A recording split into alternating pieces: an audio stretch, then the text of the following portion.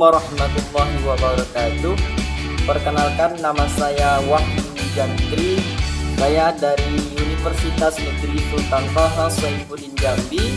Di sini saya akan menjelaskan tentang materi dari diagnosis kesulitan belajar. Bagaimana saya di sini menyelesaikan dari tugas dosen pengampun saya adalah Ibu Yani.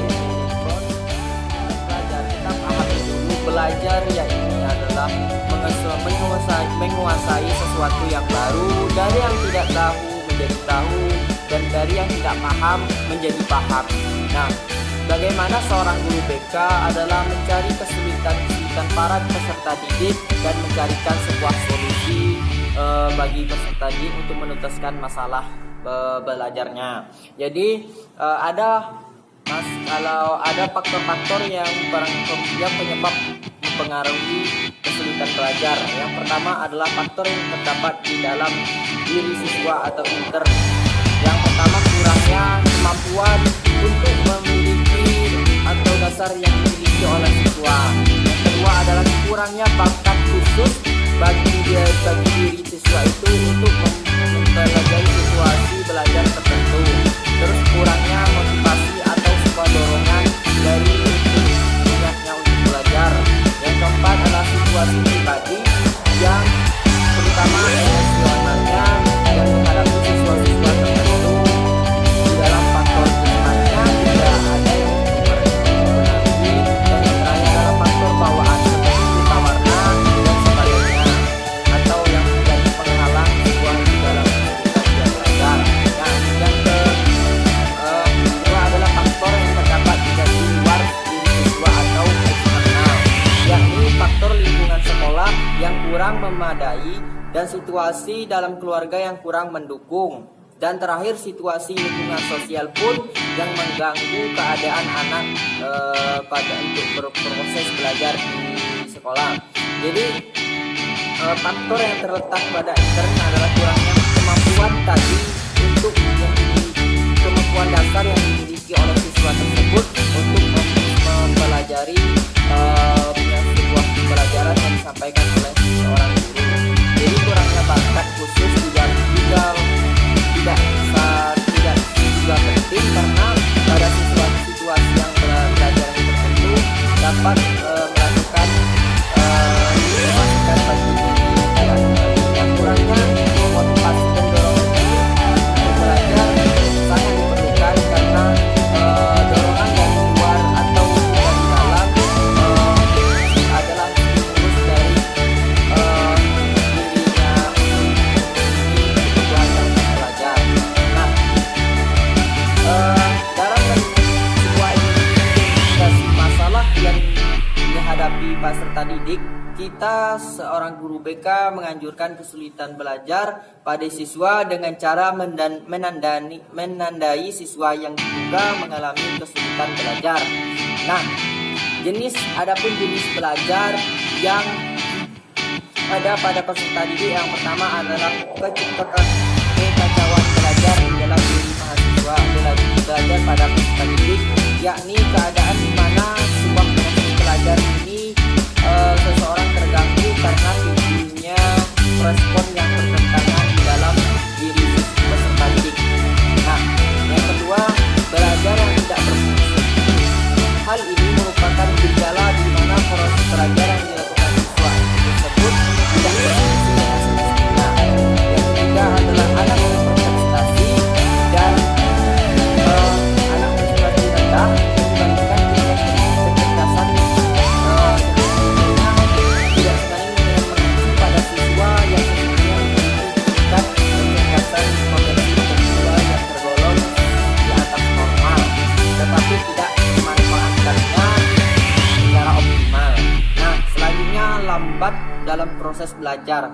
Hal ini siswa yang lambat dalam proses belajar ini dikategorikan adalah siswa yang membutuhkan waktu yang lebih lama untuk menyerap dalam proses belajar, karena sekelompok siswa yang lain memiliki taraf potensi intelektual yang sama. Nah, selanjutnya ketidakmampuan untuk belajar. Mengacu pada gejala siswa yang tidak mampu belajar atau yang menghindari belajar pada sekolah atau pada kelas sehingga masih belajar di bawah potensi intelektualnya rendah atau di bawah rata-rata. Kemudian ada 2 langkah operasional dalam mengidentifikasi peserta didik. Yang pertama, langkah awalnya adalah menilai dan menemukan siswa yang mengalami kesulitan belajar, dan langkah kedua adalah menemukan mana letak kesulitan belajar atau serta mengidentifikasi bagaimana karakteristik kesulitan belajarnya. Nah, seorang guru BK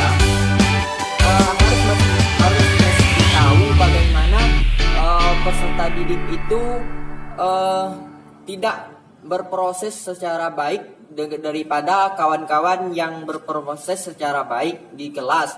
Nah, adapun tujuan kognitif pada kesulitan belajar kita pahami ada namanya learning expression variable, antara lain adalah method adaptation variable dari tujuan lemahnya motivasi belajar dan intensifnya tidaknya bimbingan guru atau tidaknya kesempatan berlatih atau berpraktik di dalam kelas.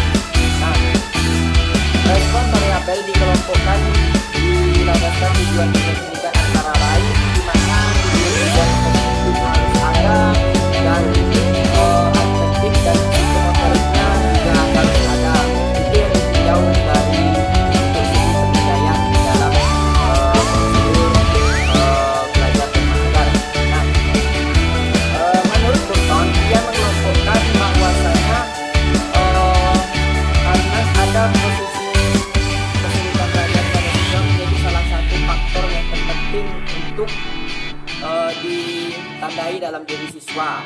Nah, faktor yang ditandai oleh seorang guru BK hal ini adalah dengan mengetahui kelemahan faktor yang dalam fisik siswa tersebut. Nah, yang pertama adalah kelemahan secara mental yang super atau yang sukar diatasi baik olehnya oleh dirinya dan juga oleh pendidikan.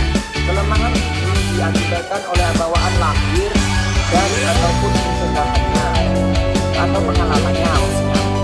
Nah, kedua kelemahan secara emosional, yakni kurang intensinya atau stimulusnya dari faktor internal atau eksternal yang tentunya untuk berproses belajar itu sangat minim. Nah, dan kelemahan yang diakibatkan oleh kebiasaan dan sikap-sikap yang salah. Ini biasanya sungguh mudah dicari atau mudah didapatkan di dalam masalah peserta didik, karena di dalam potensi diri siswa itu bisa kita ukur dengan belajar di dalam proses dalam kelas itu ada namanya proses dari yang tidak tahu menjadi tahu. Nah, itu adalah proses belajar yang dimana guru konselor adalah mencari solusi bagaimana siswa tersebut harus bisa daripada kawannya gitu, dan tidak memiliki keterampilan dan pengetahuan yang diasah tidak diperlukan. Maksudnya adalah minimnya keterampilan yang dimiliki siswa tersebut merupakan titik jenuh bagi siswa tersebut untuk berproses di dalam pelajaran yang diberikan oleh gurunya. Karena seorang guru yang misalnya mengasih materi atau memberikan praktek itu kadang tidak semestinya dapat diresapi oleh peserta didik, terutama peserta didik yang di bawah intelektualnya di bawah normal gitu. Jadi siswa tersebut menjadi lamban untuk menerima wejangan dari gurunya memberikan tugas yang terlalu berat, dan itu adalah membuat dia kesulitan untuk berproses belajar gitu. Nah, kurikulum yang seragam adalah tujuan dari proses dari sekolah tersebut. Nah, baiklah, di video ini akan ada pendukung dari kesulitan sebuah peserta didik yang mana dia tidak mengetahui pelajaran fisika. Nah, kalau baiklah, itu saja dari video itu. Nanti saya akan menayangkan video di mana proses belajar itu yang dari yang anak yang tidak tahu dan anak yang tahu. Bagaimana seorang guru BK mencarikan sebuah solusi agar permasalahan peserta didik dapat diselesaikan. Terima kasih. Baiklah, mohon maaf atas segala kekurangan dari saya. Saya ucapkan terima kasih banyak. Apabila ada kekeliruan dalam penyampaian saya mohon maaf. Saya akhiri, wabillahi taufik wal hidayah. Wassalamualaikum warahmatullahi wabarakatuh.